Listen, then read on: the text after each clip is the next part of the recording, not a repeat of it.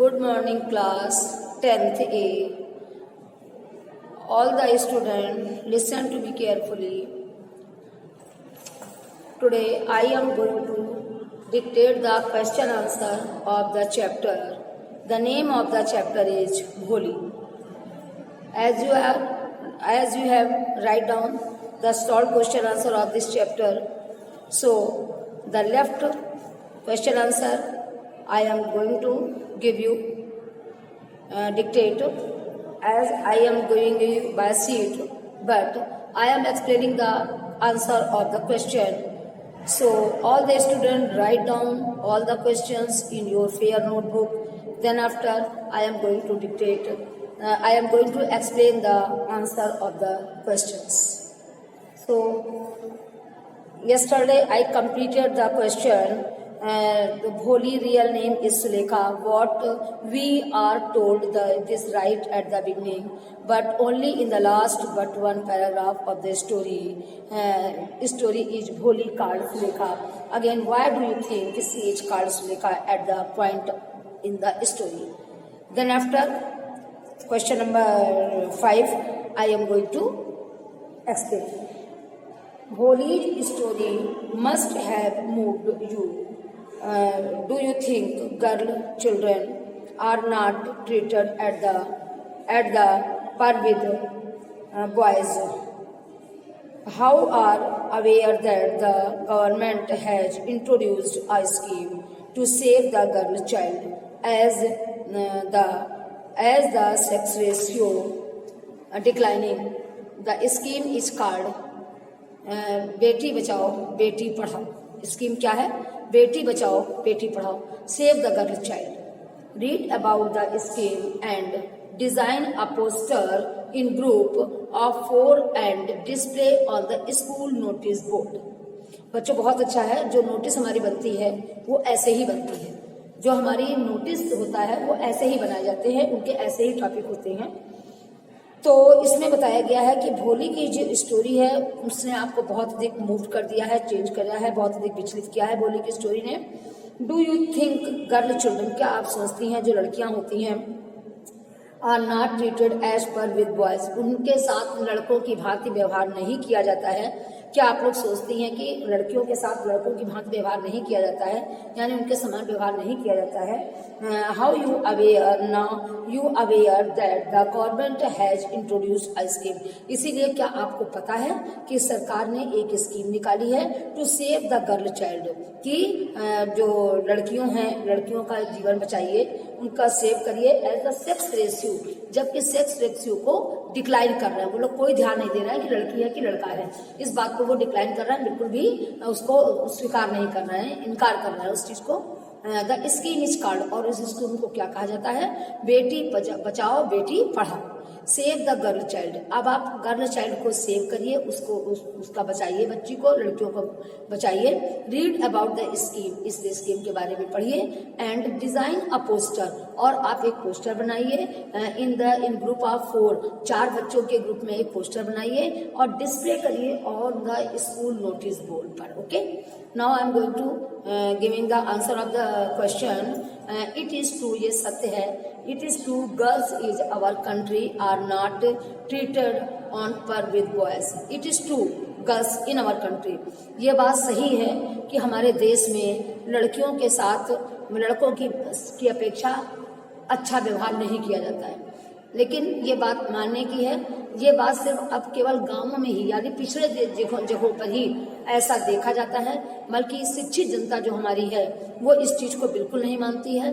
और शिक्षित जनता में लोग कहते हैं लड़के और लड़कियों में कोई भेदभाव नहीं है. वो उसी तरीके से जैसे लड़कों को पढ़ाते हैं वैसे ही लड़कियों को पढ़ाते हैं. There is no difference between boys and girls. They treated in the same way, either they are boys or they are girls.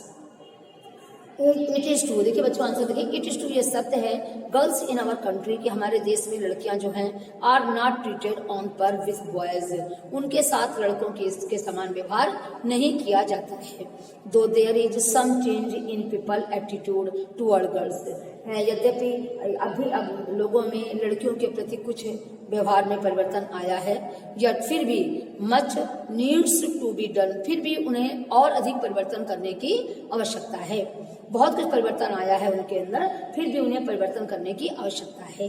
The government has launched many projects to save girl interest, सरकार ने बहुत सारे project को क्या किया है, launch किया है, टू सेव गर्ल इंटरेस्ट, लड़कियों के प्रति इंटरेस्ट जगाने के लिए उन्होंने बहुत सारे प्रोजेक्ट को लॉन्च किया है, यानी स्टार्ट किया है। And to save girl interest, लड़कियों की रुचि जगाने के लिए उन्होंने लड़कियों की रुचि जगाने के लिए बहुत सारे प्रोजेक्ट को लॉन्च किया है। बेटी बचाओ बेटी पढ़ाओ and save the girl child are such invitations, जैसे ये है बेटी बचाओ बेटी पढ़ाओ और लड़कियों को बचाइए, है ना। इस तरीके से कई एक इन्विटेशंस उन लोगों ने स्टार्ट किए, इनिशिएशंस माने कई एक ऐसे ही प्रोजेक्ट उन्होंने स्टार्ट किए हैं। तो देखिए talk about the age, question है आपका, अब टॉक अबाउट द एज के क्वेश्चंस हैं। Bholi's teacher helped her overcome social barriers by encouraging and motivating her, Bholi की टीचर ने भोली को कुछ जो सामाजिक बैरियर्स लगे हुए थे, बाउंडेशन लगे हुए थे, कुछ बहुत सारे हमारे मतलब उसकी ऐसे बैरियर्स लगे हुए थे जो कि रोक लगी हुई थी, बाधाएं लगी हुई थी, बाय इंकरेजिंग एंड मोटिवेटिंग हर, उसने उन सबको तोड़ दिया। कैसे तोड़ा? उस भोली को इनकरेज करके और भोली को मोटिवेट करके, इनकरेज करके और उसे प्रोत्साहित करके और उसकी दिशा बदलकर मोटिवेट करके। How do you think you can contribute toward her changing, how do you think, आप कैसे सोच सकते हैं कि यू कैन कंट्रीब्यूट योरसेल्फ, कि आप स्वयं को social activities illustrated in this story, जो इस कहानी में बहुत सारी सोशल एक्टिविटीज दी गई हैं, आप उनको चेंज करने में कैसे अपना योगदान दे सकते हैं। हाउ डू यू थिंक, आप कैसे सोच सकते हैं, यू कैन कंट्रीब्यूट, कि आप कैसे कंट्रीब्यूट कर सकते हैं towards her changing to social attitude, अपने सामाजिक एटीट्यूड को चेंज करने में आप कैसे जो है अपने को कंट्रीब्यूट कर सकते हैं इस स्टोरी में, ऐसा आपका ये आंसर है। ठीक है, अब इसका आंसर देखिए बच्चों, encouragement and motivation can make the impossible to possible, प्रोत्साहन और हमारा मोटिवेशन और हमारा एक दूसरी दिशा की ओर मोड़ करना, उसके अंदर प्रोत्साहन जाना, उसके विचारों को चेंज करना, ये चीजें जो है वो असंभव चीज से को भी संभव बना सकती हैं। यानी प्रोत्साहन देने से, देखिए अब हमारी भोली थी, भोली को उस टीचर ने ऐसे प्रोत्साहन दिया कि भोली जो हर तरीके से नेग्लेक्टेड थी, अब उसके जो पेरेंट्स में तो मम्मी खास उसकी जो थी उसको बिल्कुल अपोजिट थी, लेकिन टीचर ने उसकी उस चीज को समझा। क्यों समझा? क्योंकि टीचर जो थी वो एक पढ़ी लिखी थी, एजुकेटेड थी, इसलिए उनकी सोच जो है उसके मदर की सोच से डिफरेंट थी। इसीलिए बेटा एजुकेटेड लोगों की सोच जो है हमेशा चेंज होती है। तो जो मदर की सोच थी वो बहुत अच्छी थी, जो मदर की सोच से टीचर की सोच बहुत अच्छी थी, इसीलिए encouragement and motivation can make the impossible to possible, उस टीचर के मोटिवेशन से ही तो भोली के अंदर इतना परिवर्तन आया। तो प्रोत्साहन और हमारा दिशा निर्देश, यानी हमारा एक दूसरे विचारों में परिवर्तन लाना, ये सब असंभव को भी संभव बना सकते हैं। Bholi's teacher does a miracle, भोली की टीचर ने तो बिल्कुल चमत्कार कर दिया था। सी transforms a dull and ugly Bholi into a bold confident and intelligent Sulekha. देखिए सी ट्रांसफॉर्म, उसकी टीचर ने उसे हस्तांतरित कर दिया था, उसे परिवर्तित कर दिया था। एक बहुत ही डल नीरस बदसूरत भोली को एक बहादुर आत्मविश्वासी और बहुत ही बुद्धिमान सुलेखा के रूप में परिवर्तित कर दिया था। I think every one of us can play a vital role against social evils. मैं सोचती हूँ कि हर कोई अपने को एक बहुत ही स्फूर्तिदायक रोल अदा कर सकता है सामाजिक बुराइयों के विपरीत। हर कोई सामाजिक बुराइयों के विपरीत एक बहुत ही स्फूर्तिदायक यानी जागरूक रोल अदा कर सकता है। इन दिस स्टोरी इविल्स, इस कहानी की बुराइयों से, समझ आया?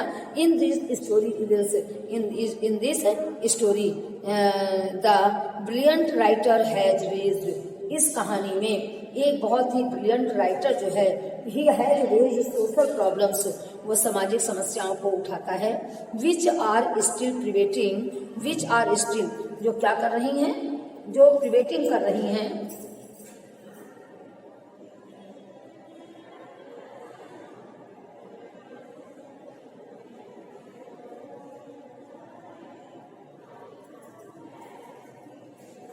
देखिए, which are still prevailing on the society, क्या कह रहे हैं कि इन दिस स्टोरी, इस कहानी में ब्रिलियंट राइटर, जो हमारा बुद्धिमान राइटर है, उसने एक राइटर ने ये सोशल प्रॉब्लम उठाई है, which are still prevailing in our society, जो कि अभी भी मेरी सोसाइटी में जो है उससे बचा जा रहा है, फिर उससे रोका जा रहा है, is one from on the other, जो कि एक से दूसरे तक पहुंचाई जा रही है, वो क्या है?